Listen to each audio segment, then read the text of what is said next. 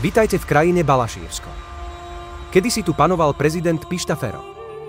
Vynúcoval si tvrdú autoritu a nad krajinou vládol pevnou rukou. Ľudia museli tvrdo pracovať a ich život sa točil len okolo práce. Dňa 22. novembra 2023 sa ľudia vzbúrili a vznikla tu pracovná revolúcia.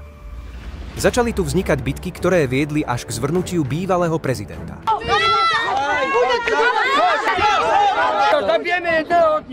Obyvatelia si poctivo vybojovali svoju slobodu a môžu sa tešiť vytvoreniu novej demokratickej krajiny.